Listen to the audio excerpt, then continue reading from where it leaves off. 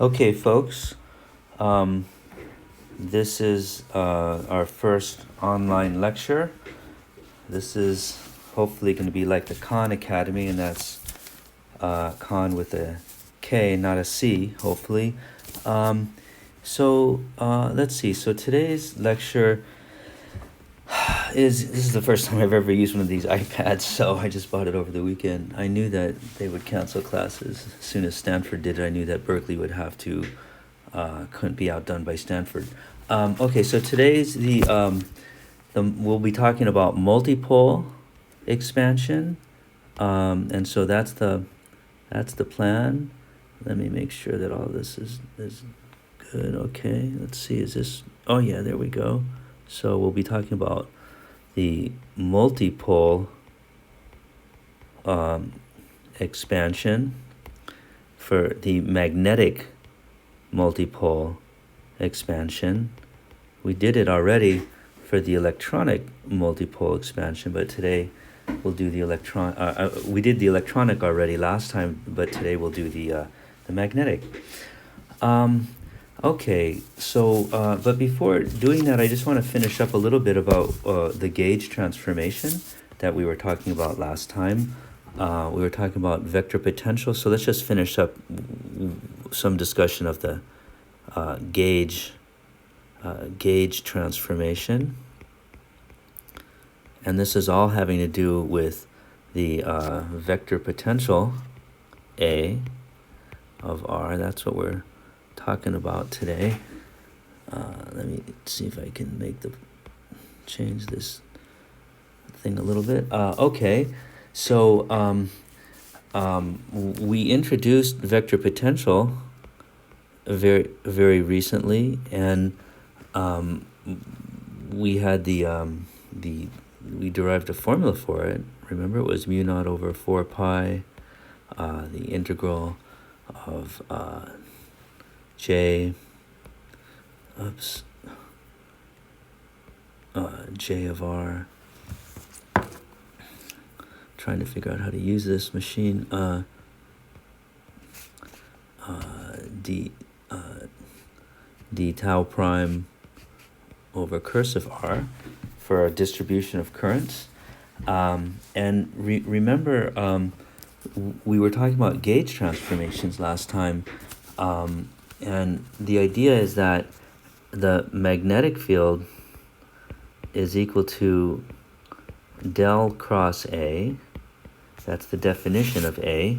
But then we have this, we notice that if, and I mentioned this last time, we noticed that if we write, if we start with some A, like this guy, but then if we defined a new vector potential, A prime, and if we define the new vector potential in terms of the old vector potential, but if we just add on a gradient of some arbitrary function psi, and psi could be anything, then it's really, something really funny happens.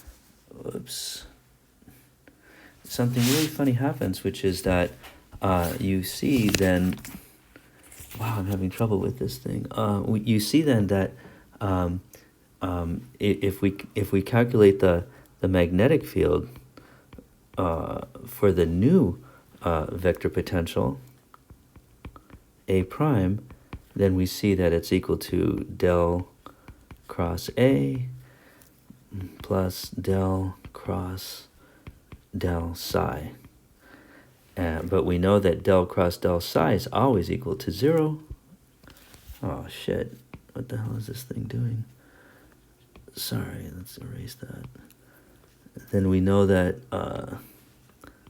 this thing is always equal to 0.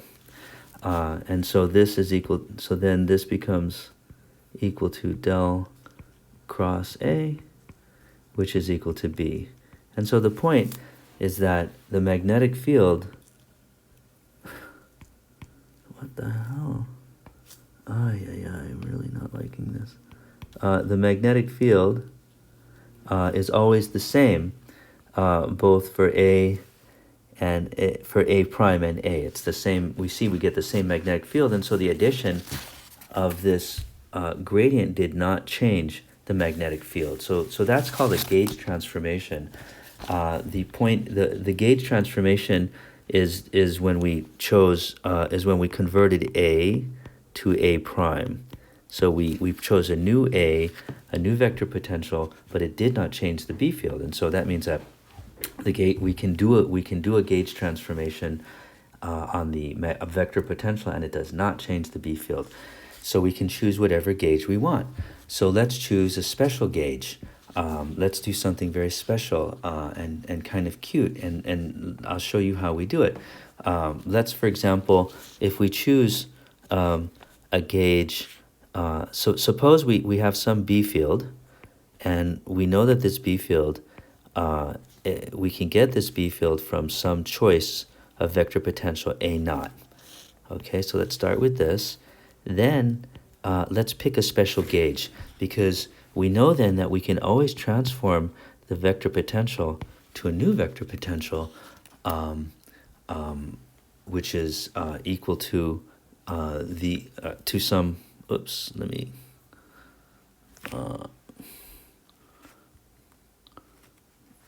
Wait, let me just erase that.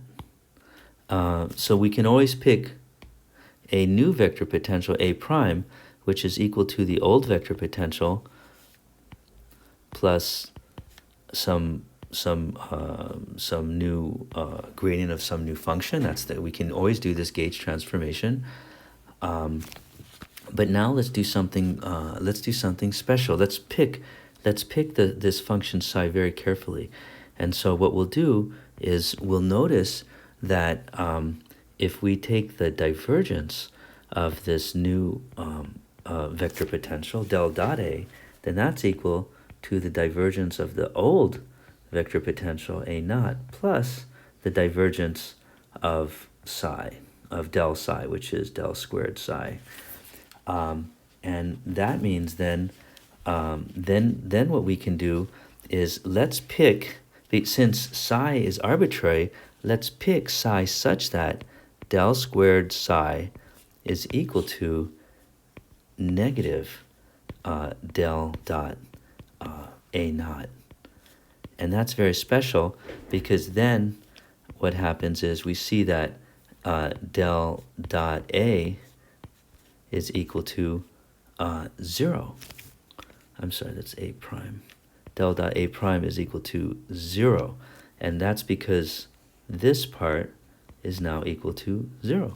And so this is a choice of gauge. So the idea is that if we pick psi such that this is true, then what happens is this becomes true. And so this is a choice of gauge. So we call this the Coulomb gauge.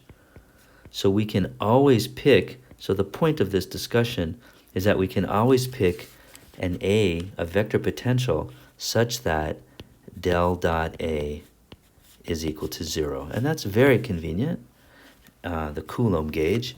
And that's very convenient because let's take a look at this. So why is this good? Well, this is the reason why it's good. It's good because if we have del cross, if we just look at the Maxwell's equation that we derived the other day, del cross B equals mu naught J, one of our favorite new little Maxwell equation that we just derived, then what we see is that if I plug in the vector potential, now I have del cross, I can replace B with del cross A, and then I have del cross A equals mu naught J. Now why is that good? Well, let's keep looking. Let's keep expanding this del cross J, and then what we have is from a vector identity that's on the inside cover of your book, you can see that what we get is del cross A is the same as del of del dot A minus del squared A, and then that is equal to mu naught J. And the reason this is really nice is because now if we pick the Coulomb gauge, then this part, sorry, this thing is doing weird stuff. Then this thing is equal to 0. And so we get this great new little formula, which is del squared A is equal to negative mu naught J. And we could ask, why are we, and so that's what we just derived. And this is really a very beautiful little equation that we derive, and this is true for the Coulomb gauge. And the reason this is beautiful is because if you look at Poisson's equation, I want you to see this. Del squared V is equal to negative 1 over epsilon rho. And so this is, I want you to see the analogy between this new equation we derived for Coulomb gauge and Poisson's equation, because you know how I like to show correspondence between the equations for magnetism and for magnetostatics and electrostatics. So look how similar they are. Poisson's equation is almost the same, and so it's really, and it's really quite beautiful because you know from Poisson's equation, oh man, this goddamn thing keeps, I'm having difficulty with this iPad. Okay, you see that Poisson's equation, we know the solution to Poisson's equation is V of R is equal to, we know it, it's 1 over 4 pi epsilon integral of charge density of the source, d tau prime, over our cursive R. Remember that. And so if this is, so the point is, if this is the solution of Poisson's equation, then look at the equation right above. It's the same damn equation, same differential equation. And so that means that we must have the solution of this Coulomb gauge equation is that A of R is equal to, and now we just have a slightly different constant, mu naught over 4 pi integral of, now we have J of R prime d tau prime over cursive R. By analogy, because you see that the vector potential, so now you can see that we get the vector potential from, so now you see that we get the vector potential from J in exactly the same way, from J d tau, in exactly the same way that we get the electrostatic potential from rho d tau. So once again, I want you to see that analogy so we can see how the magnetostatic, the magnetic vector potential plays the exact same role as the electrostatic potential, except now it's coming from J instead of from rho. So I just wanted you to see that. I think that's a very beautiful analogy. Okay, and so now remember, we were talking about, I was talking about, like, why do we even use the vector potential? Like, why do we even use the vector potential? What's the point of it? And it's different from the stupid thing. It's different from the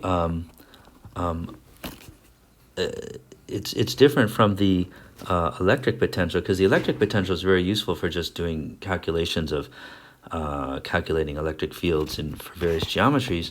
But the vector potential is not as useful. But the vector potential is useful for, let's get rid of that. The vector potential is useful for, as I told you before, it's useful for quantum mechanics. And so dealing with B, magnetic fields in quantum mechanics, then we need to use A, because it goes into the Hamiltonian. I told you that before. I'm not going to go through that whole discussion again, but I just want you to remember it. But there's another thing that it's useful for. A is, the vector potential is useful. A is useful for deriving stuff. Basically, it's really useful for deriving stuff, and so for deriving various relationships in E&M. And so it's a very useful intermediary step. And so what we'll do is, so let's derive some stuff. Let's do that now. And so one of the things that it's really useful for is for deriving the multipole expansion. Multipole expansion. Wow, I'm realizing that this is taking me a long time. I'm much less efficient at this than using a chalkboard. Sorry. I just have to get used to it. Okay, so let's talk about the multipole expansion. And so the multipole expansion is this. We did it already for electrostatics, but now let's do the magnetostatic multipole expansion. And this is a case where A is very useful. And so this is the idea. The idea is that I have some current distribution. Let's draw it. So it'll be a loop. Here's my loop. And it's a current loop. And that's my source. And so I'll put an origin right here. That's the origin. Actually, I want to do a better origin. Here's my origin. And let's talk about what's happening at some field point. Whoop, here. So there's my field point, R. Actually, let's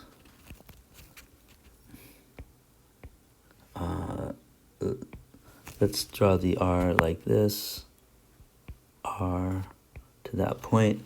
And then we have our source, which is R prime. And here we have a little vector, a little dl prime. And so I can make that into a little vector. And there's current flowing through this loop. I is flowing through the loop. And so what we want to know is what happens at the field point. And we can draw our favorite little, we can draw our favorite little vector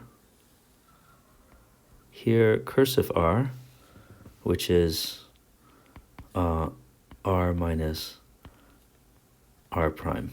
And so the question is, what is happening at the point R due to our source, our current loop?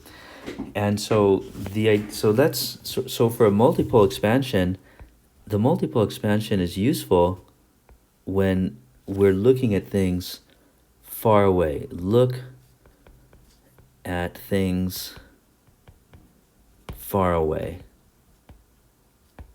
from the source. So we have some current loop and we want to know what happens at this field point R far away from the loop. And so the idea is that the field point R is always going to be a lot bigger than the location of the source. So that's what I mean. So what we can do is we can find, so we want to know what is B at R. That's what we want to know. But the way we're going to do it is we're going to calculate A at R, and then afterwards we'll calculate B, because B is just equal to del cross A. So that's our strategy. We'll first calculate A, and then we'll calculate B from A at a point at this point far away. So let's calculate A of R. And this is very similar to what we did for the electrostatic multipole expansion. I just want you to remember, because for the electrostatic multipole expansion, we had a charge distribution, and we calculated the potential, the electrostatic potential far away, and then we got the electric field from that. So we're basically doing the same derivation as before, but we're just doing it in the magnetic case. So let's calculate that A, and we see that A at the point R, we can write it in terms of the current distribution, the current loop. We'll use this expression for the Coulomb, this a expression that we derived. It's in the Coulomb gauge, mu naught over 4 pi, integral over the loop. Now I could do j of r prime d tau prime over r. But what I'm going to do here is now I'm going to erase something. I'm not going to do j of tau. I'm going to, let's see, does this eraser work? Erase, stupid thing. So now I'm going to erase this. And instead what I'm going to do, that was rather inefficient. What I'm going to do now is I'm going to use the I of r dl prime, because remember that this is the same as j d tau. So I just want to remind you of that. So instead of j d tau, I'll use I dl. Okay, and so now what I'll do is I'm going to do a little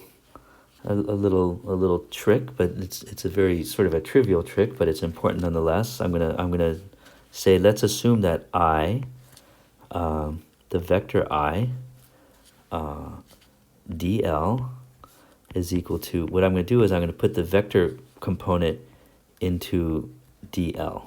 So basically, we'll put the directional component vector as, we'll make that part of dl instead of part of I.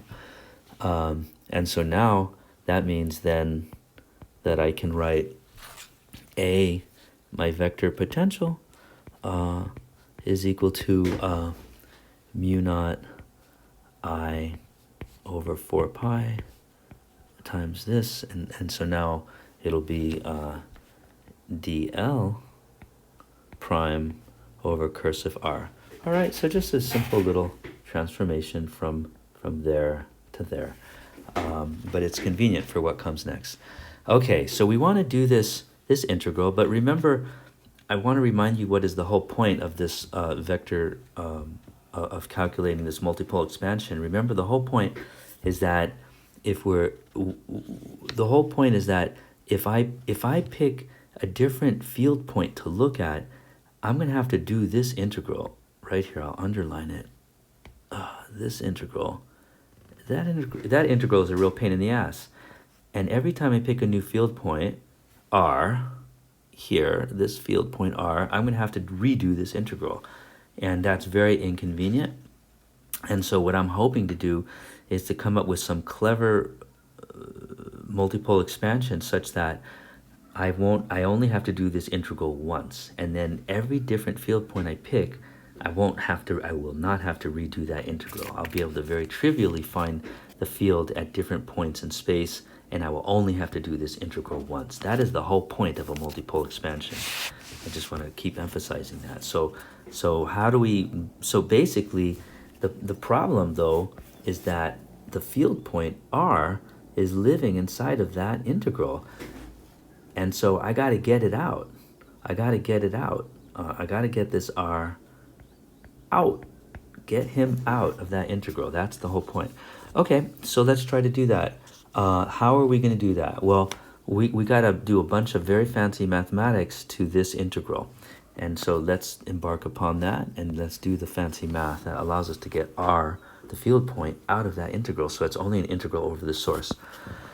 Okay, so here we go. So the first thing we'll notice is that in that integral, we notice that we're going to do the same thing as before.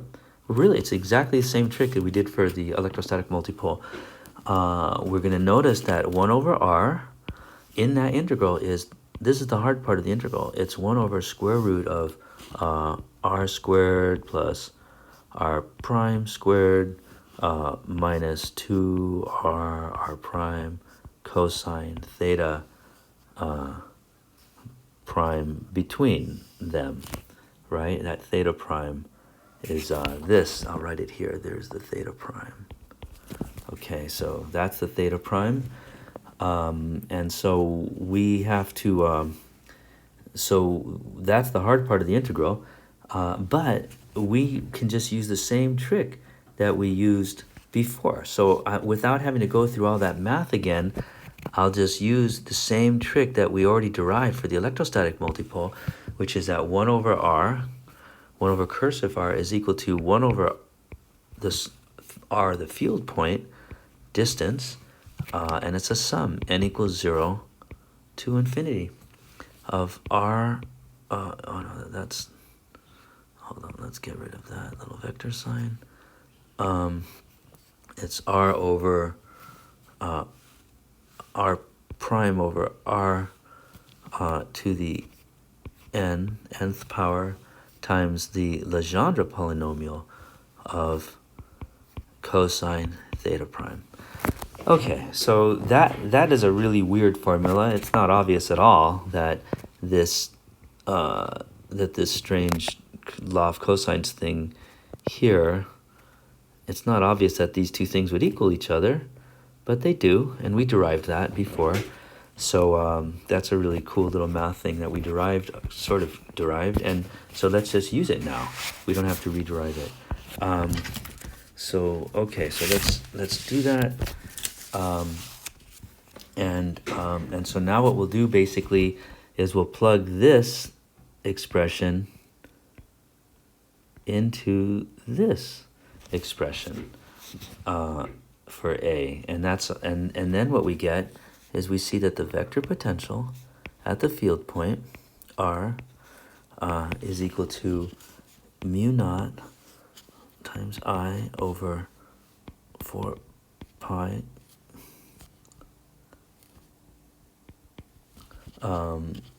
times the sum of this thing keeps screwing up, n equals 0 to infinity of 1 over r to the n plus 1 times the integral over the source r prime to the nth power p sub n of cosine theta prime, and it's a derivative, not a derivative, I'm sorry, it's an integral over the source. Let's remind ourselves where it is. So it's an integral over this loop. Remember this loop here, I'll remind you this loop here. So that's what we're integrating over. So to find this A here, we got to integrate over that loop, and we got to do this integral. Okay, so now I'll move that back up. And you can see here that I've already pulled out this r here, that r right there, the field point. I pulled that guy out, which I can do because the integral is over the source. So I pulled the r out to get this integral.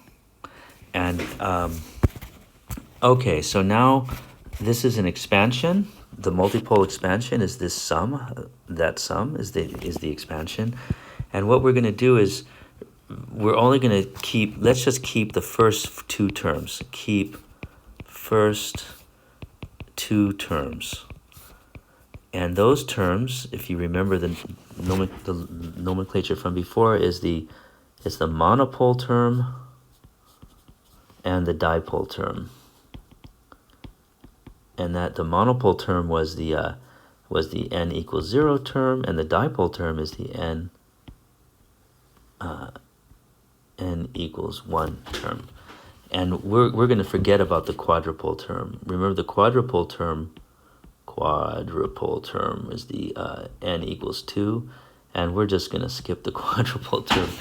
I've never seen anyone expand out the quadrupole term for a magnetic multipole. I'm sure somebody has. I'm sure it's useful to somebody, but I've never seen it used in my entire life, so I'm not going to mess with it. So let's just worry about the monopole term and the dipole term, and let's just assume that all the other ones are very small.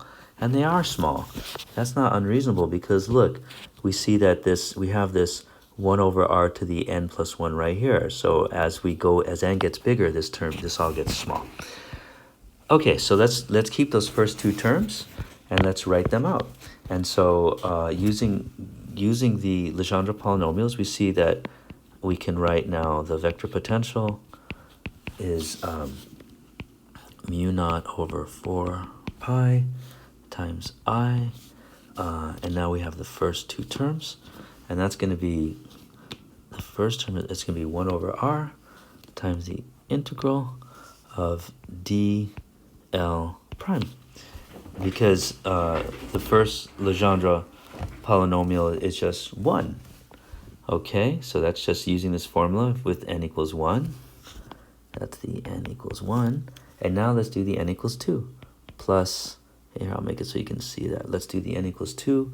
That's going to be 1 over r squared.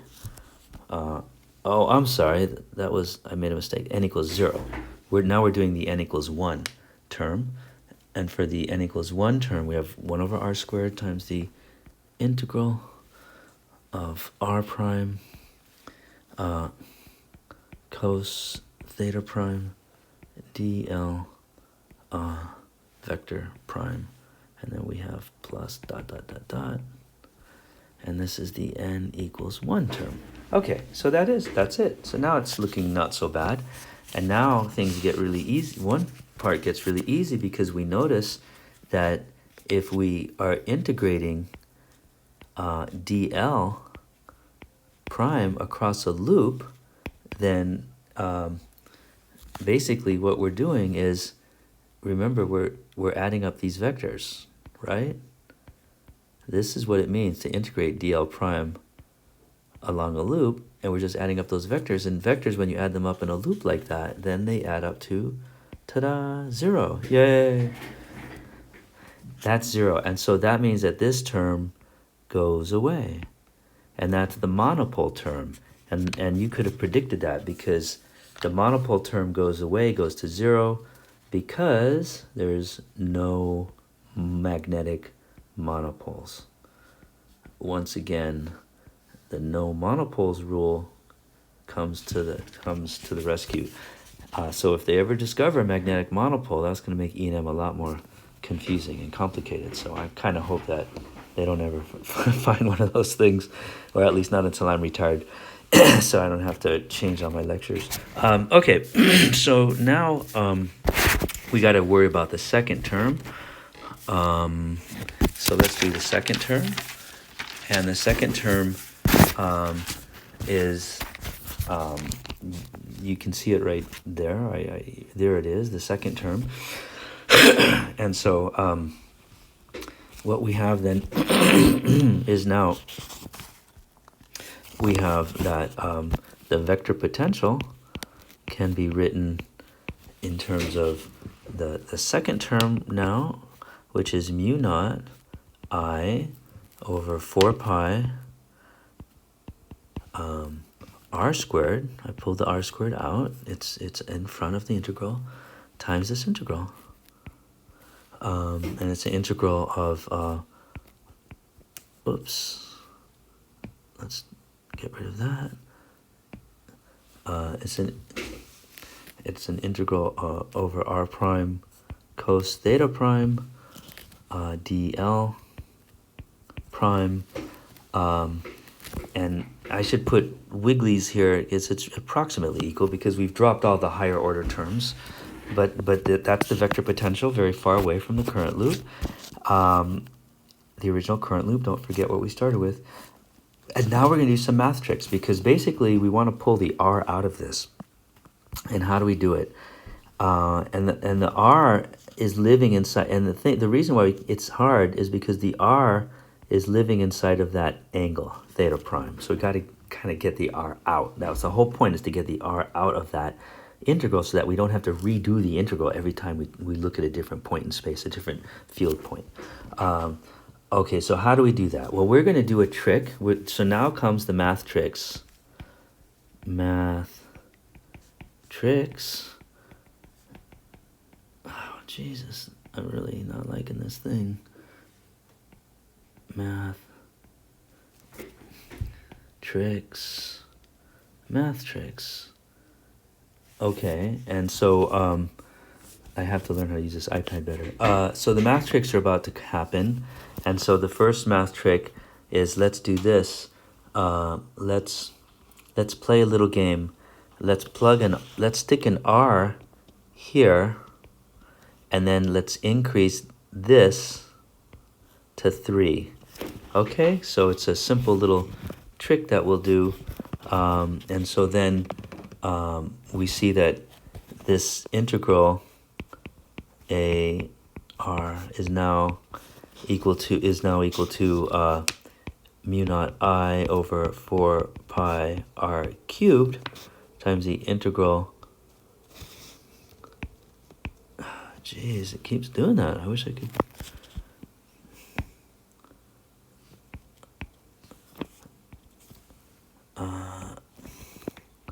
So we'll do this integral, and it's going to be the integral now of r prime r times cosine theta prime dl prime. Okay, so all I did, this is very trivial, I just added an r there and there. But now it allows us to do that same trick that we actually did the same trick before. You might already anticipate the trick. What we're going to do is we're going to realize that r prime r cosine theta prime is equal to r prime dot r. That's the trick. Because you can just kind of see it, and that comes from the construction. Let's just remind ourselves what all these angles are. Here they are. You can see there's the r, there's the r prime, and there's the theta. I'll underline it there. And that's why r dot r prime is r prime cosine theta prime. And so now we'll just plug that in. And so we see now that a of r is equal to, let's just plug that in, and so now we have mu naught I. I'm realizing that this does not save me time. I thought this would be easier than the chalkboard. It's actually harder. R cubed, and so now I have the integral of, and I'm going to write it like this, dl prime times r prime dot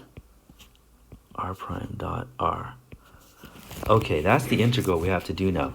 Now, you might say that we're done, because if you notice, then you see the r here, and so in principle I could just, this is what we did for the electrostatic case. At this point we were done. We just yanked the r out of the integral, because it's not an integral over the field point. But the reason why we cannot do that now is because if we yanked it out now, that would be a little premature, because then we would be leaving behind dl prime.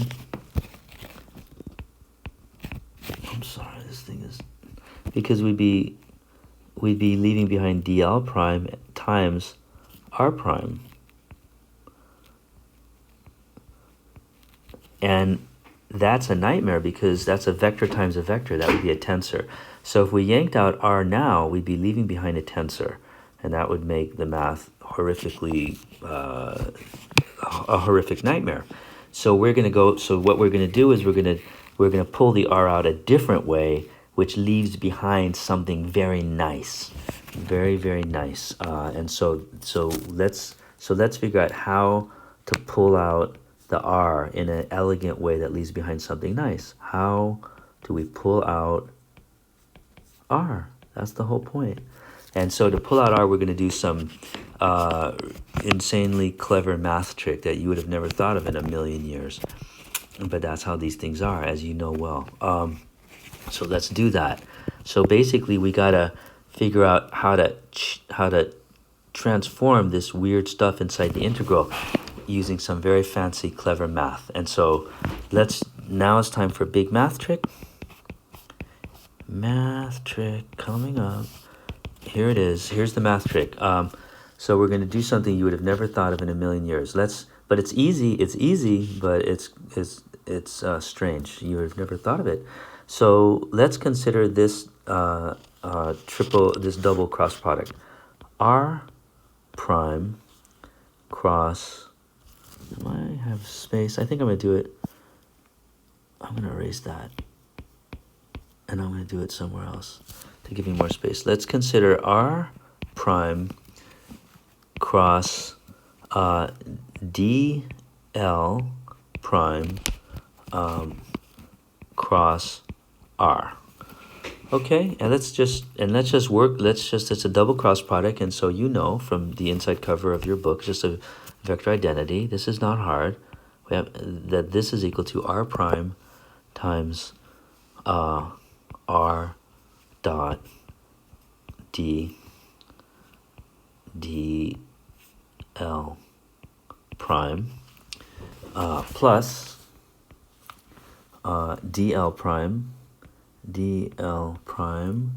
times r prime dot.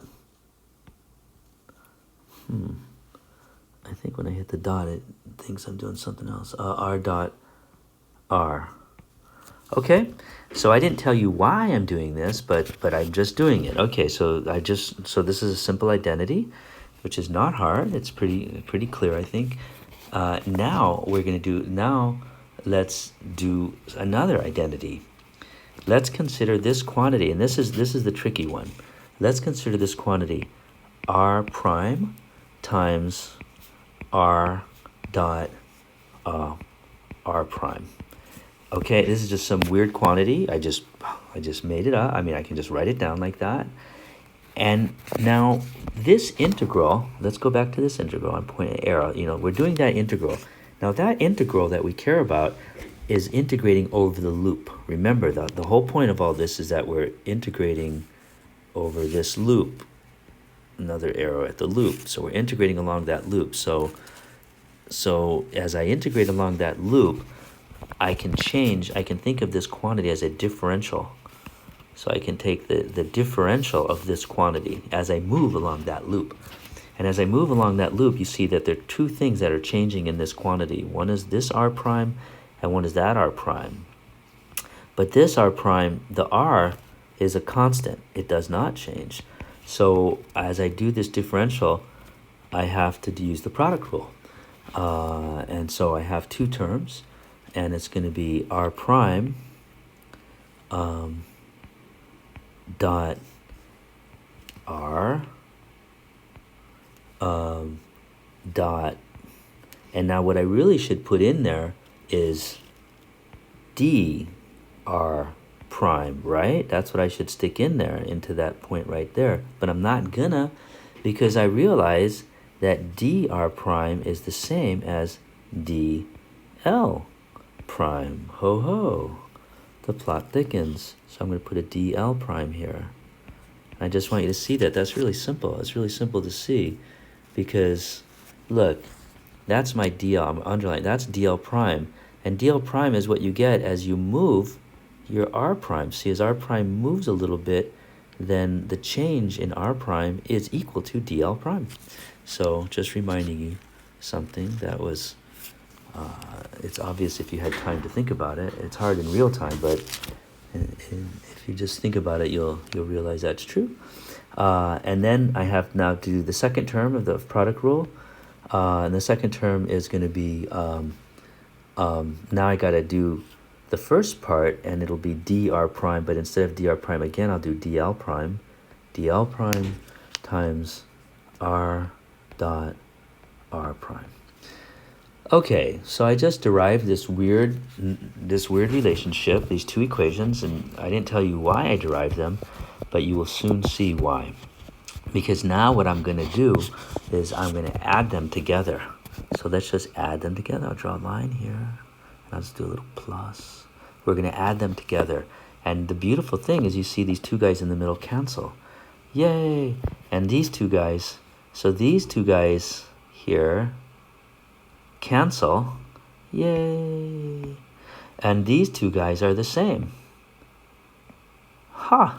So nice. So then what I get then is I can rewrite this as dl prime times r prime dot r is equal to, and because because a factor of 2, it's equal to 1/2 times these two terms. And these two terms are still kind of hard. These two terms I have to add up. And those two terms, I will write them as 1/2 times the first one, which is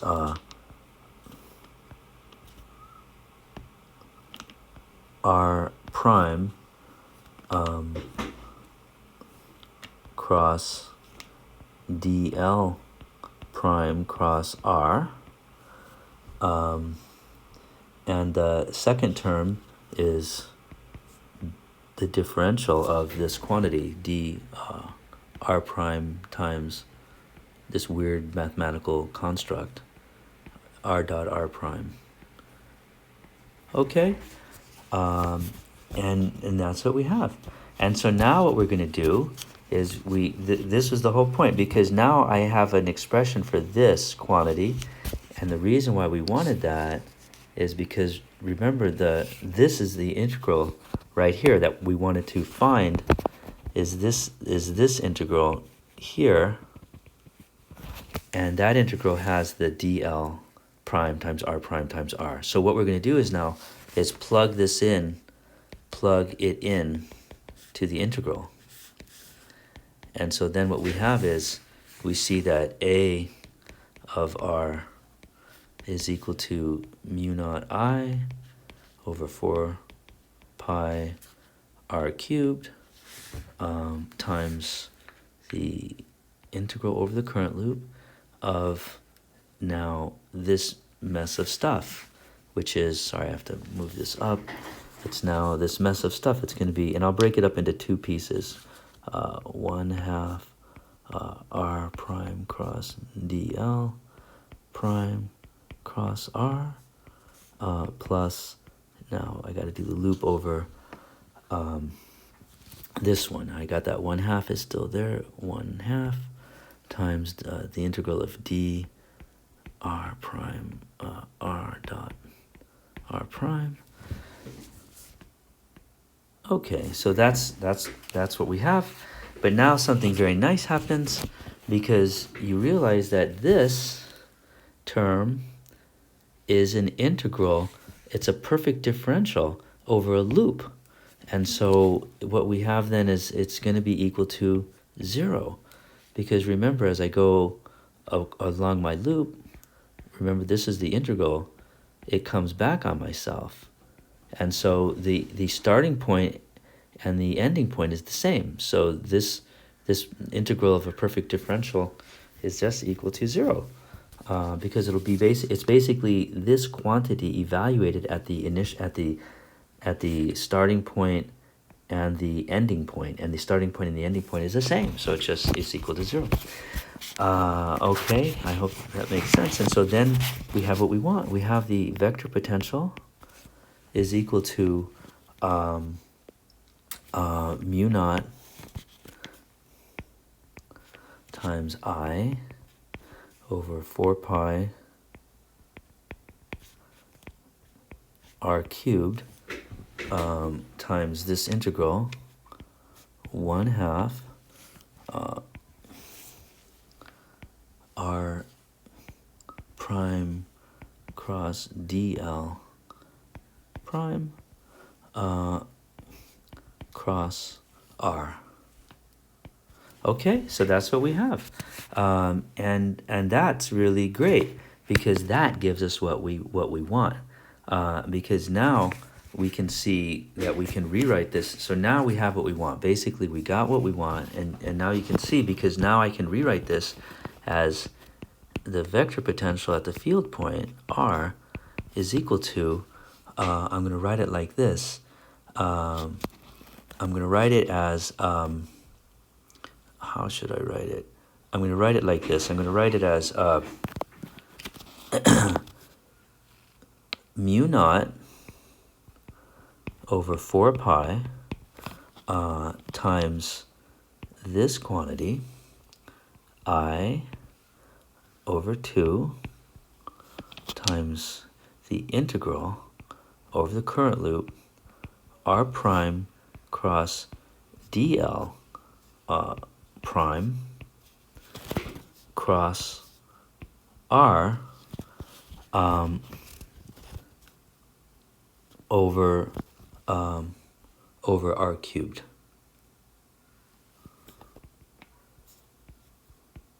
Okay? And then I'm going to do a little trick. I'm just going to do the little trick, which is that r over r cubed is equal to r hat over r squared, because r hat is just r over r.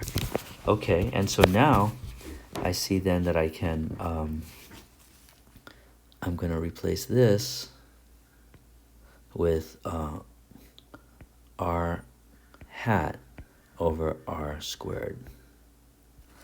And then what I'm going to do is I'm going to call this quantity m, and then I'm gonna rewrite this as a of r is equal to mu naught over 4 pi times m cross r hat over r squared, where m is equal to I over 2 times the integral along the loop of r prime cross dl prime. And m, of course, is the wonderful magnetic dipole. Magnetic dipole moment.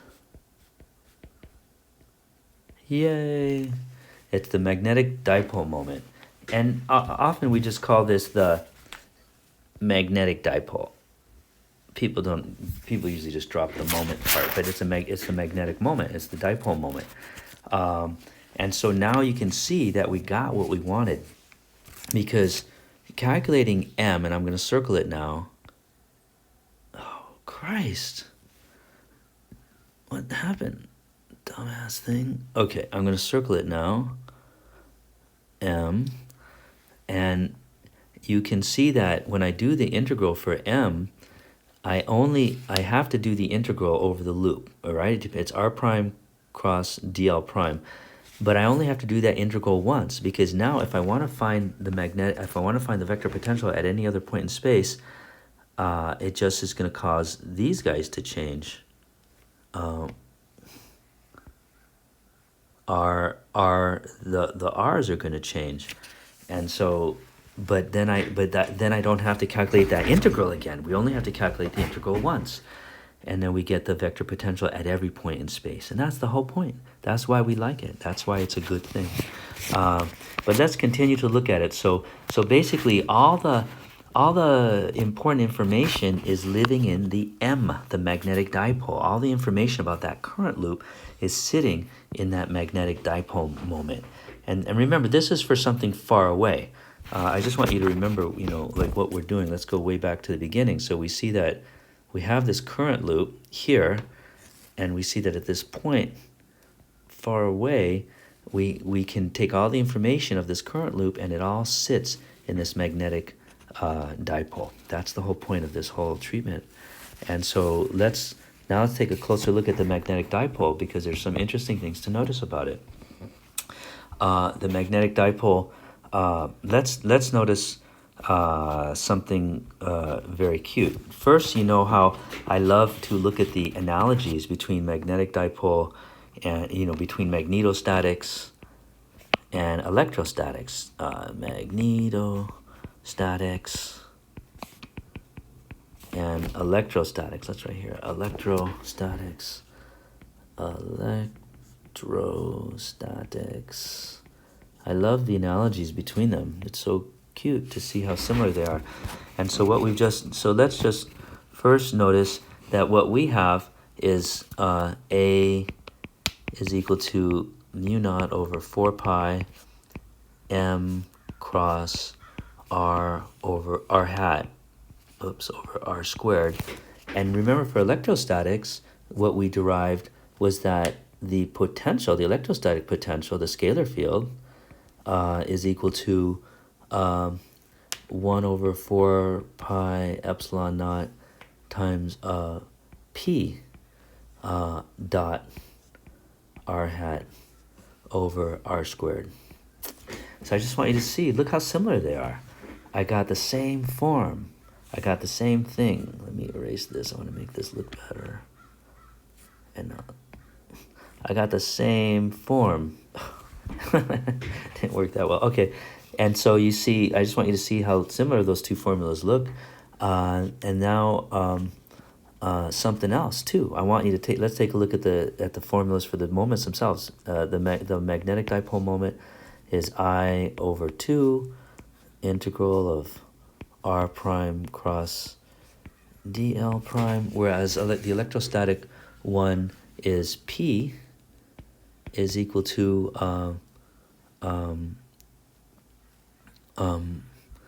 let's see, this is equal to integral of r prime rho of r prime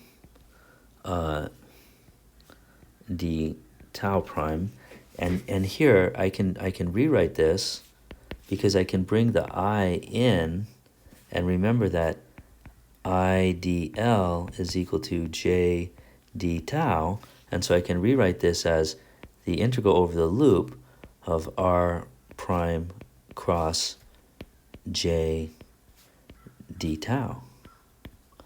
And so I want you to see how similar they look. This is the magnetic dipole, and this is the electric dipole. It's really the same formula, except I've replaced rho d tau with j d tau, and of course I have this cross product as well. So it's, it's not exactly, the formulas are different, but I want you to see the structure is the same, because I have an r times a rho d tau, and now I have an r times a j d tau.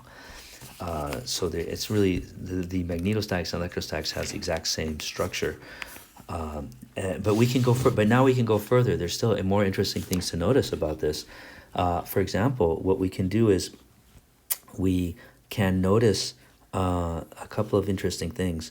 The first thing that we can see is that if we take a look at this expression, then I'm sorry, I got to get a little 1/2 here too. So we see that I want you to see something interesting about the magnetic dipole moment. It's 1/2, and here I just want you to see something interesting. Remember that J, the current density, is equal to current density times velocity of the charge. So if we just plug that in, I just want you to see something interesting. It becomes R cross V times rho, R cross rho V integrated over d tau prime. And I want you to see something, because I want you to remember something. Remember, angular momentum is L is equal to R cross P, where P is equal to mv. So I want you to see where this is momentum for P, and I just want you to see the similarities between these formulas, because I want you to see that the magnetic moment, dipole moment, looks like angular momentum. It's an integral of R cross rho V, where now instead of mv, I have rho V, but the rho is charge density. So if I think of the charge density as a mass density, then this formula for magnetic dipole is exactly equal to the angular momentum of the electrons as they swirl around in that current loop. So I just want you to see very explicitly how similar the magnetic dipole is to an angular momentum. And that's very important, because I can think of the magnetic dipole is giving us a sense of the angular momentum of the electrons as they swirl around in the current loop. And that's a very important insight to have, because if electrons have angular momentum, then that angular momentum leads to magnetism. There's a very profound relationship between angular momentum and magnetism, and that's what I want you to see, and you can see it explicitly in the formulas like I just showed you. Okay, and now there's another little cute little thing to notice. There's so many little things to notice. Let's notice one other cute little thing, which is that if I have a current loop, an arbitrary shaped current loop, and this is probably a formula that you've seen already, but I'll remind it to you. if this is my current loop, current is flowing through this loop, then if I calculate this, then what I want you to do is, let's take a look at this formula for the magnetic dipole. And let's consider this formula for it. M is equal to I over 2. Oh, no, let's not write it like that. Let's write it ever so slightly different. Let's write it like this. I times the integral of 1/2 r prime cross dl prime. Okay, so let's consider this expression, which is the same. It's the same as this expression up here, right? Up there. It's the same expression. And so let's take a look at this. Let's look at the geometry. Because if I consider what this means geometrically, remember I have my r prime here, and I have my little dl prime right here, dl prime. And there's an angle between them. And so if I and the angle right here, I drew it as a right angle, but but it could be an arbitrary angle. I mean, so this angle, there's this angle between them. I'll call that theta. I can call that, and so let's pull this out, and let's blow this up, this region right here, and just do a little vector construction, because I can have r prime, the vector, and then this dl can be at an arbitrary angle, dl prime, and then there's going to be some little angle here, theta. Now what I want you to see is that if I have this, what I want you to see is, let's do this. Let's draw a parallelogram. And then let's ask ourselves, what is the area of the parallelogram? What is the area?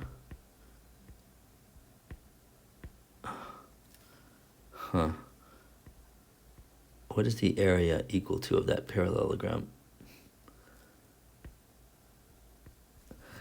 And so the area is going to be, the area is equal to the length r prime times the height of the parallelogram. And the height of the parallelogram is equal to, it's just going to be equal to dl sine theta. And so I see then that the area of the parallelogram, that the area of that parallelogram is equal to is equal to r dl sine theta. But that's just equal to the magnitude of r prime cross dl prime. I want you to see that. It's a cute little geometrical thing to notice. And so then, but as I sweep out, as this vector is sweeping out, as I integrate along this loop, then you can see that it's really what I'm doing is I'm actually sweeping out this triangle, half of the parallelogram. And so the area of the triangle, which I'm actually sweeping out with this vector, right, as I'm moving it along, I'm sweeping out this triangle. And the area of that little triangle is equal to 1/2 the area of the parallelogram. So it's equal to 1/2 the area of the area of the parallelogram, which is the length of r prime of this vector, r prime cross dl prime. And so that means that this quantity is equal to dA, a little differential area. And so then that means then It's a funny thing. But it means then that the m is equal to I times this integral of dA of the area inside of the current loop times this vector. I'll call this vector n hat, which is pointing in the direction. So n hat is pointing in the direction of r prime cross dl prime. It's proportional. It's in that direction. And so this then leads to this very famous relationship that I think you've all seen before, which is that m is equal to I times a. Because if I do this integral, then this is simply equal to a, the area of the loop. I times a times an n hat. And this is this very famous formula that I think you all have seen, but now you have a better sense of, and I can write it differently if I want. I could write it like this. I could write it like m is equal to I a, where a I made it into a vector, but this a is just the area of the loop, and the vector a is basically the direction that you would have got from the direction that you get from the right hand rule. And I want you to see that this is the same direction, same as the direction that B would flow, same as the B you'd get.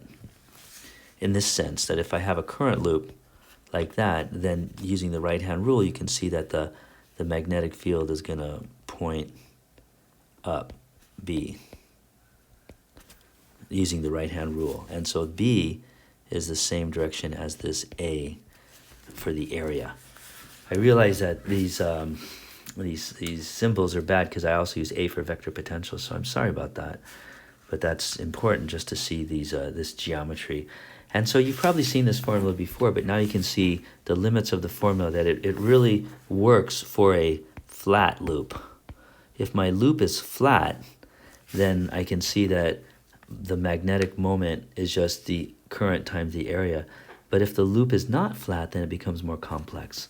And if the loop is not flat, then you have to go back and just really solve this formula. You have to just solve, you just have to do this integral. You have to bite the bullet and do this integral for a weirdly shaped loop. Okay, so that's the geometry of the magnetic dipole moment. And so now we're ready to calculate the magnetic dipole field. So we have the magnetic dipole moment. Now we can calculate the dipole field. So dipole field. And the dipole field is just, of course, B is equal to del cross A. Because in the end, no one really cares what the vector potential is, unless you're doing quantum mechanics. But if you're doing just classical electrostatics, no one cares about what A is. It's really the magnetic field that we care about. And so now that we've calculated the vector potential, now we can calculate the field, the magnetic field. Let's get this size correct. And so let's just do it. It's not hard. So because we have A is equal to mu naught over 4 pi m cross r hat over r squared, and we're just gonna plug that in and just do the then we're just gonna do del cross that thing. And so let's do it. Now it's actually a little bit tedious, but we'll do it. But to do it, before we. So that's what we're going to figure out. But before we do it, let's write. We can do it like this. We can do a construction where let's put m parallel to the z direction. So let's pick some direction. So whatever direction my magnetic moment is, it's a vector. Let's point it parallel to the z direction, because that's arbitrary. And remember, the whole point is to figure out what is the magnetic field at some point there.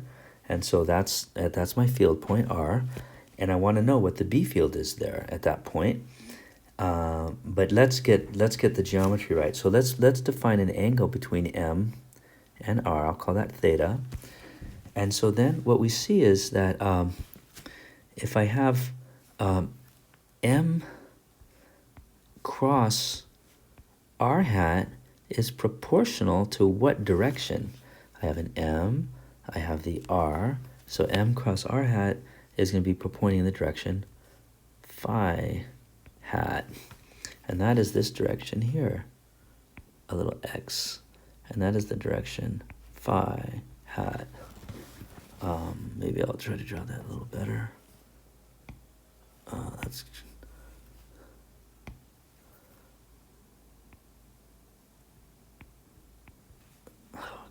damn thing. Okay, so that's the direction phi hat.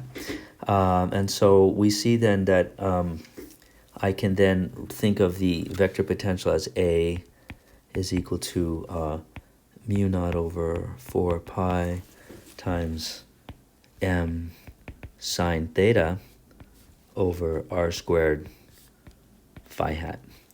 Okay, because now that I've defined that theta, then then I can write A in this form. And so now we're ready to do it. So now we have defined A in some very sensible spherical coordinate systems. So then all I got to do is del cross A in spherical coordinates. And so now we actually have to do the curl in spherical coordinates, which is a hideous monstrosity thing, but it's not hard. You can just look it up on the inside cover of your book, the formula, and then just plug this A into that formula.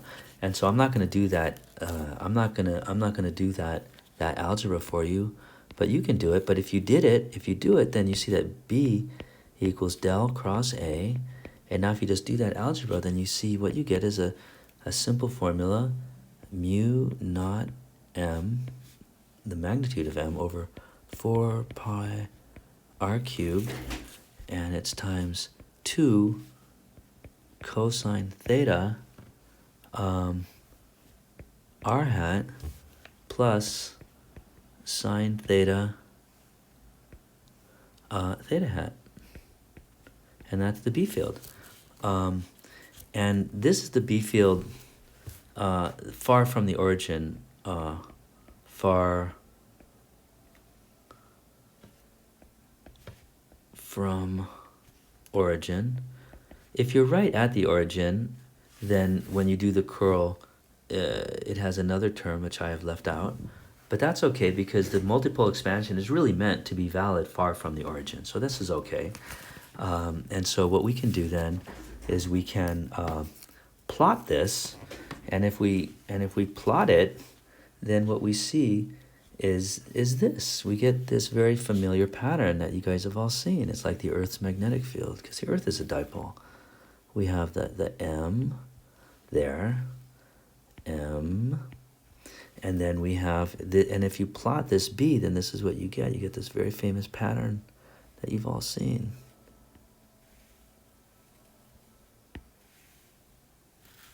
And then I get it on the other side too.